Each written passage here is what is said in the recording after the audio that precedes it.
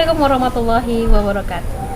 Senang sekali pemirsa, saya Sri Junia Putri akan menyapa Anda selama 1 jam ke depan, tentunya di In Jambi. Dan In Jambi akan selalu berusaha konsisten memberikan tayangan yang berkualitas, edukatif, dan informatif bagi masyarakat Jambi. Di sebelah saya telah hadir tentunya narasumber-narasumber yang luar biasa, yaitu Kepala Disperindak Provinsi Jambi, Bapak Dr. Handes Haji Kemas Muhammad Fuad MSI. Assalamualaikum Bapak. Waalaikumsalam warahmatullahi wabarakatuh. Dan tak lupa juga saya menyapa Bapak Anggota DPRD Provinsi Jambi sekaligus Wakil Ketua Fraksi P3 Bapak Kamaludin Hafiz SAG.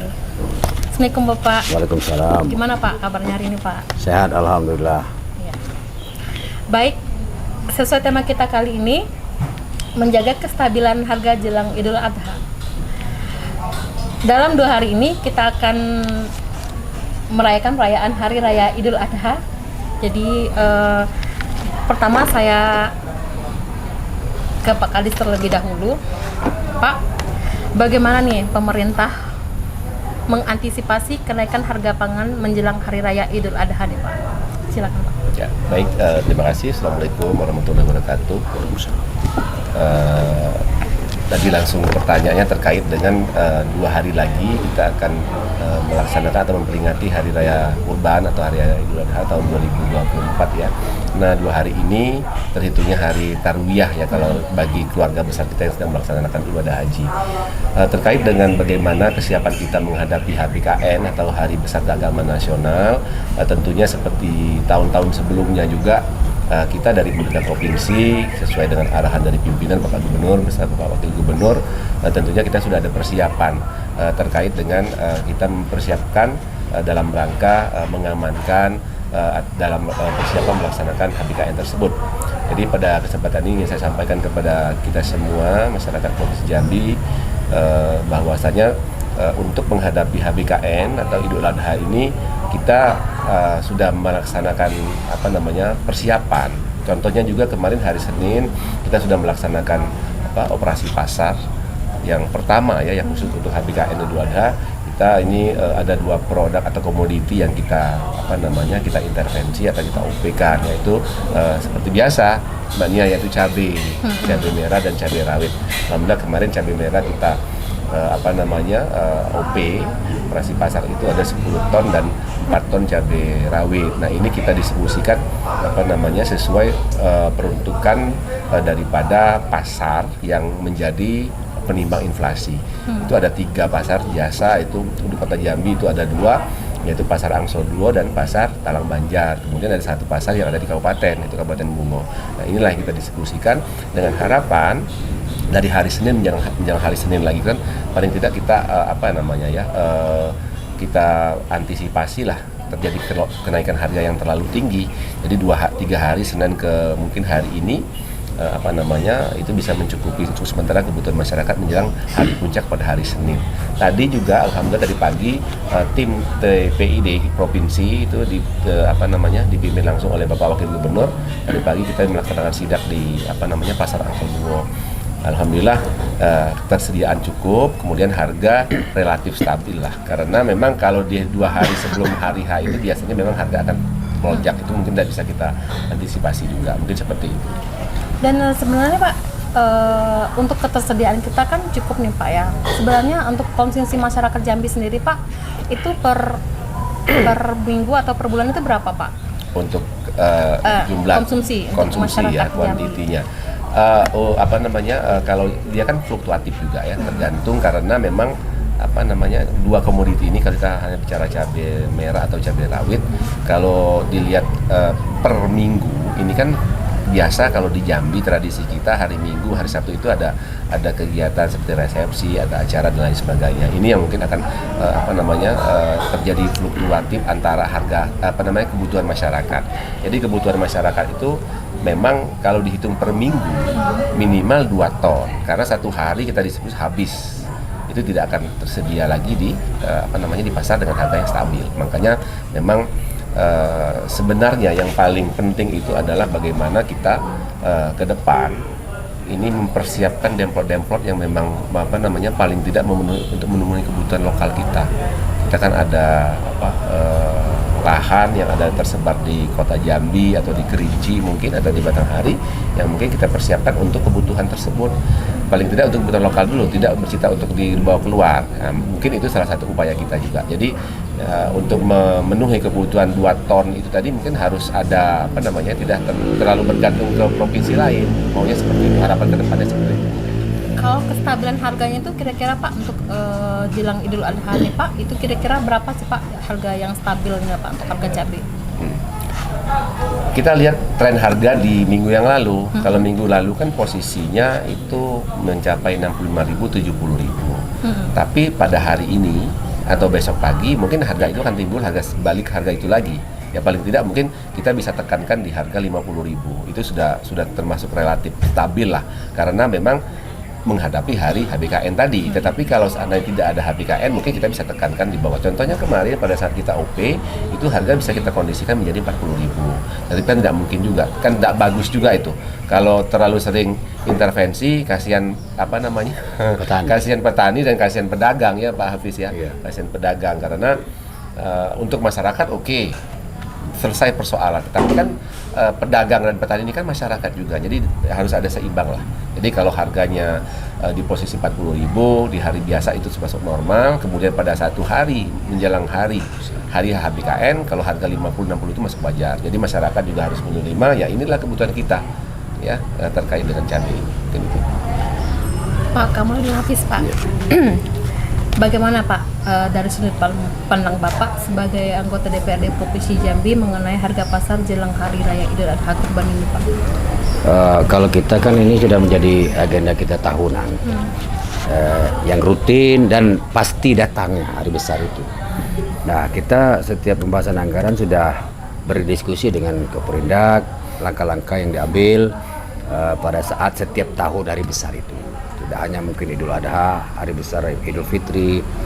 Nah, mereka sesuai dengan tupoksinya selaku Dinas Perdagangan, yaitu tadi operasi pasar. Kemudian mengintervensi kebutuhan-kebutuhan pokok yang terkait pengawasan, tidak terjadi penumpukan. Kemudian stabilnya sembako seperti berkoordinasi dengan Bulog bagaimana ketersediaan sembako atau beras itu di Provinsi Jambi. Ini tugas mereka mengawasi lalu lintas itu. Nah, ini sudah menjadi kewajiban karena ini kan sudah datangnya setiap tahun itu pasti hari-hari besar ini. Nah, ini yang kita berikan support anggaran untuk yang saya sebutkan tadi, operasi pasar, pengawasan, kemudian juga masuk ke pasar-pasar, bagaimana pemantauan, dan juga saya belum terdengar nih bagaimana masuk ke minimarket dan supermarket terkait barang-barang kadaluarsa. Nah, itu kan harus juga menjadi kewenangan mereka. Nah, gitu. Baik Pak Kadis, dalam Hari Raya Kurban ini kan tentunya kita nanti akan berkurban hewan gitu Pak ya.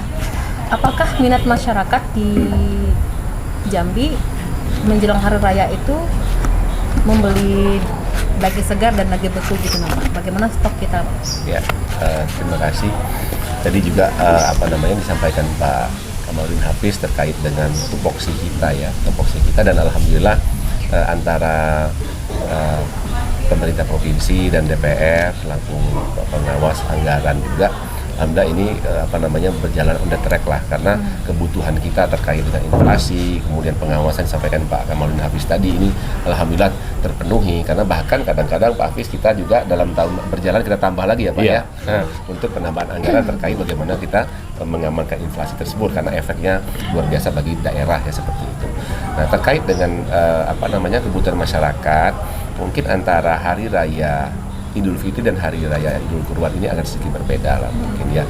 Kalau kebutuhan masyarakat untuk daging segar ataupun daging beku di hari raya Idul Fitri mungkin lebih banyak ya, karena memang kebiasaan kita justru hari raya Idul Fitri itu yang besar, padahal sebenarnya yang besar itu di hari raya Idul Kurban, tapi kan dia itu sudah tradisi. Namun tidak menutup kemungkinan kebutuhan masyarakat untuk daging segar atau daging beku atau daging lain pasti ada ya, pasti ada.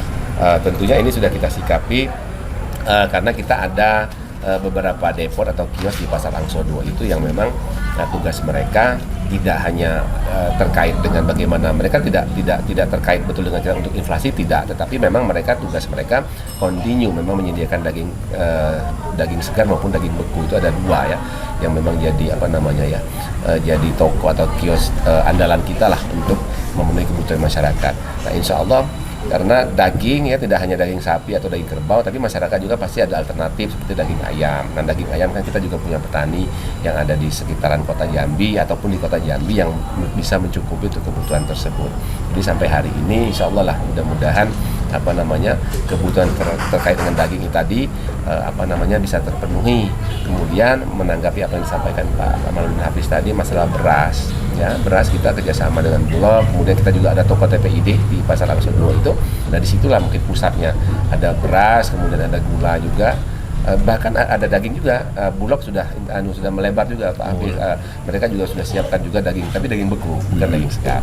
Ini harga relatif lebih murah dari tempat lain. Kira-kira Pak, berapa stok yang disediakan oleh Bulog untuk daging segar dan daging beku nih Pak? Tapi jangan dijawab dulu ya Pak ya. Kita akan jeda terlebih dahulu. Tetaplah bersama kita di Injambi.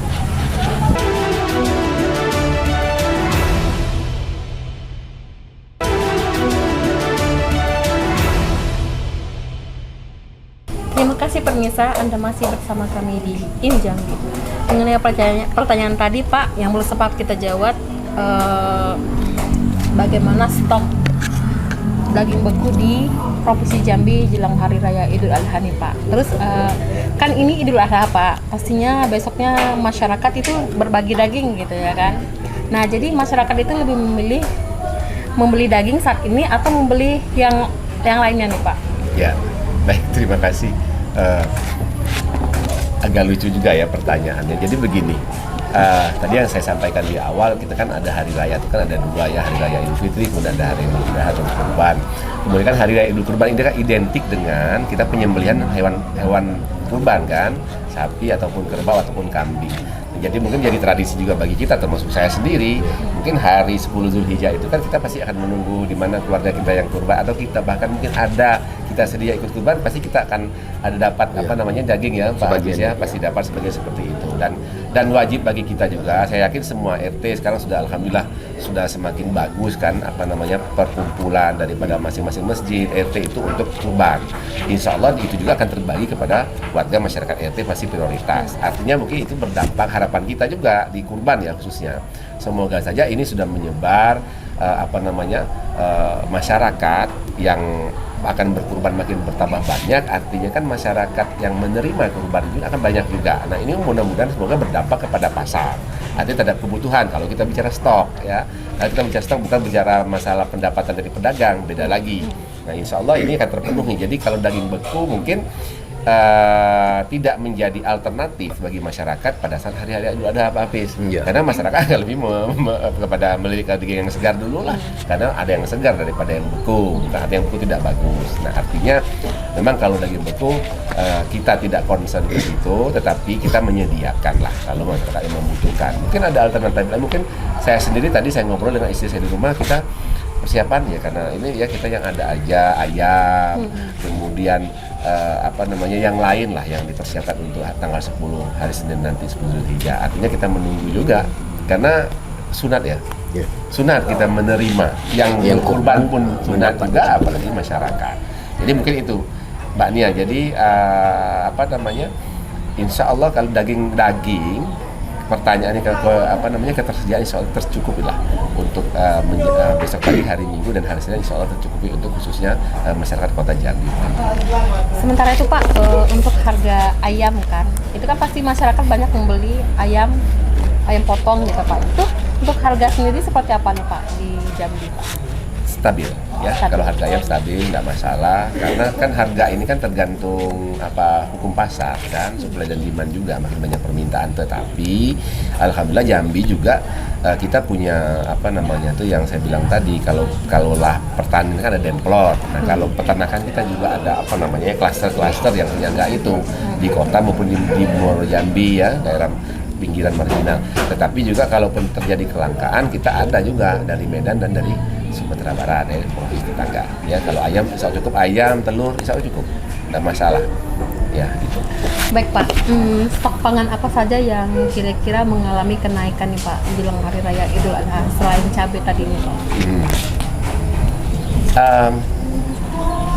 Saya untuk hari ini tidak ada kenaikan yang relatif baik, tidak ada, karena memang yang memang justru memang cabai itulah memang yang sering turun naik ya, fluktuatif. Tapi kalau beras kita stabil, alhamdulillah ya, stabil.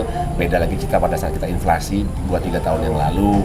Kemudian minyak goreng alhamdulillah tercukupi karena tidak ada beras juga, sudah selesai persoalan secara dunia. Kemudian telur ayam juga seperti itu kita ada.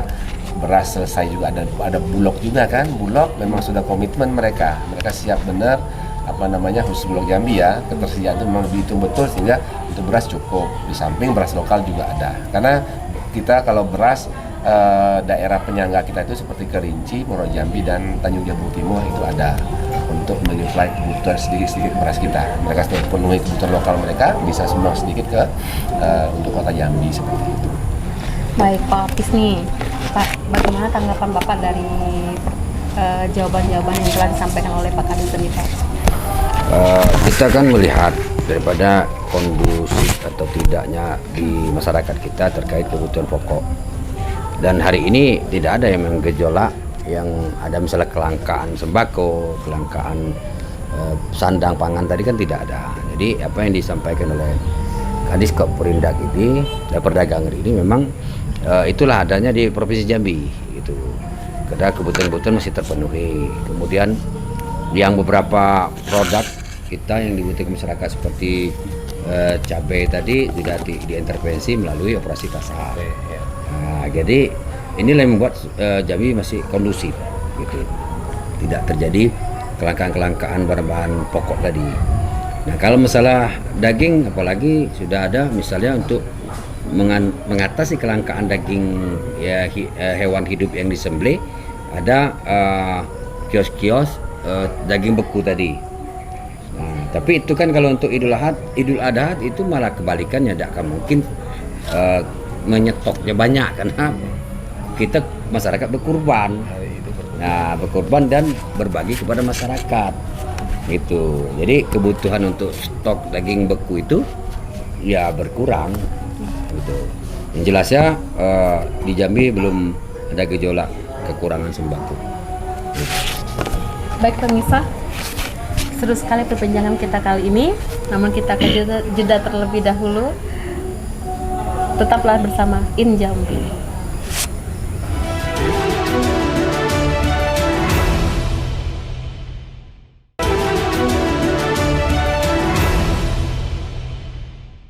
Terima kasih pemirsa, Anda masih bersama kami di In Jambi. Nih, Pak Kadis, ini kita mau closing statement ya Pak ya, di statement terakhir. Pak, sebenarnya apa yang menjadi fokus di Perindak menjelang Hari Raya Idul Adha nih Pak? Fokusnya Pak. Baik, tentunya bersifat fokus HBKN, tentunya kembali ke tupoksi seperti yang disampaikan di awal oleh Pak Kamaludin Hafiz tadi. Tupoksi kita sudah jelaskan, kita ada bidang, salah satu bidang dari 6 bidang yang ada di Perindak, itu bidang pengembangan perdagangan dalam negeri dan perdagangan luar negeri. Ada satu lagi seksinya, seksi promosi. Nah, cerita terkait dengan HBKN ini lebih kepada perdagangan dalam negerinya. Ya, perdagangan dalam negeri, balik lagi ada HBKN di dalam itu. Nah, tupoksi kita tentunya seperti disampaikan Pak Hafiz, karena beliau pasti paham, beliau di komisi kami, komisi 2, beliau selalu mendampingi kami pada saat kita mulai dari komisi sampai dengan panggang, beliau mendampingi kami untuk anggaran itu. Yang ada di kita itu terkait pastilah ada anggarannya kan, kegiatan tupoksi diiringi dengan anggaran, fungsi anggaran di beliau. Kita ada fungsi pengawasan. Nah, tentunya HBKN tidak lepas dari pengawasan. Yang monitoring harus tadi disampaikan di awal juga bagaimana ketersediaan barang, tidak hanya di pasar tradisional atau pasar ini, harus juga di pasar retail modern harus kita lihat juga.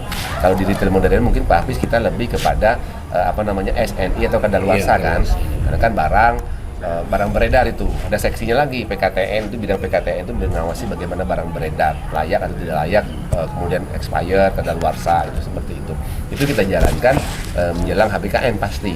Hari Raya Idul Fitri, Hari Raya Idul Adha, kemudian Hari Tahun Baru, Natal, itu pasti kita lakukan itu. Jadi kita lakukan pengawasan. Nah, di pengawasan itu sekaligus kita mencari informasi bagaimana trennya.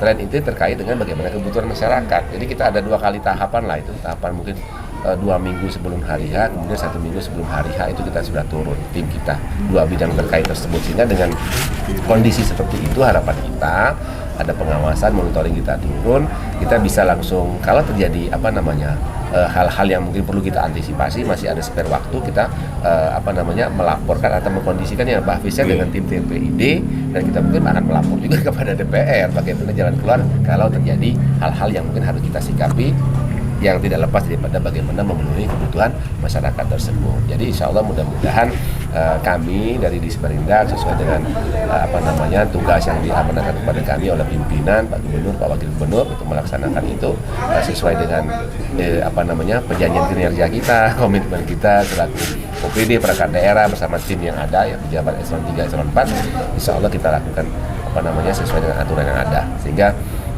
pada saat ada HBKN, Hari Besar Keagamaan Nasional secara nasional, tentunya harapan kita Jambi aman, ya, kebutuhan masyarakat terpenuhi, kemudian kebutuhan ketersediaan mencukupi, sehingga pada saat masyarakat melaksanakan ibadah atau merayakan hari raya tersebut dalam kondisi yang betul-betul aman dan nyaman. Mungkin begitu.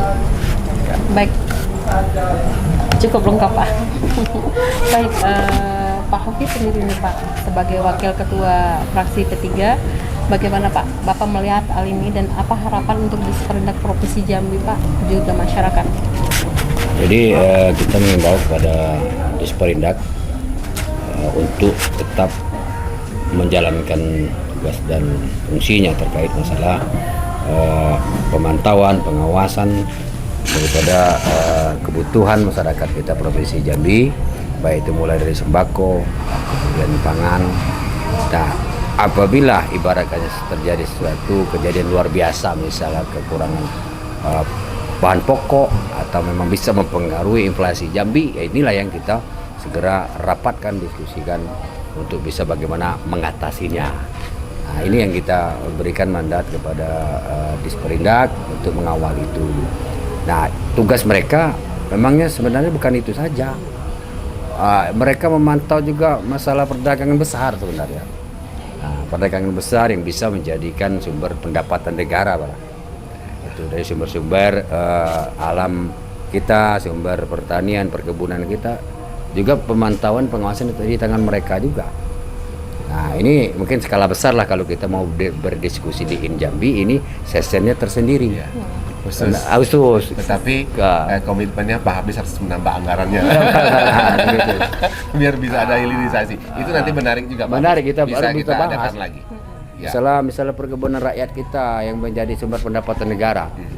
Nah, ini harus dibahas khusus. Sementara hari ini kita Jambi menghadirkan kita berdua hanya bisa dalam menghadapi hari besar keagamaan ini, khususnya Idul Adha. Nah, tentunya kita berbicara skala sembako, skala bagaimana peredaran barang masyarakat. Ya, barang untuk ketersediaan di masyarakat. Nah, itu. Jadi harapan kita Koperindak, apalagi Disperindak ini, apalagi dalam besok ada hari Minggu, Senin, yaitu tadi selalulah memantau kebutuhan-kebutuhan sembako kita di Provinsi Jambi, dan itu juga sudah ada anggarannya gitu.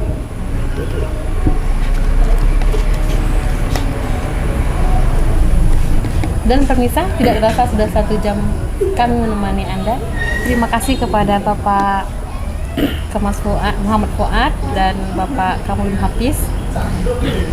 Pemirsa, jangan lupa selalu saksikan di Jambi setiap Senin pukul 20 waktu Indonesia Barat di JTV Inspirasi Kita. Akhir kata, saya Sri Junia Putri, mewakili kru yang bertugas, pamit undur diri dan sampai jumpa. Wassalamualaikum warahmatullahi wabarakatuh. Waalaikumsalam.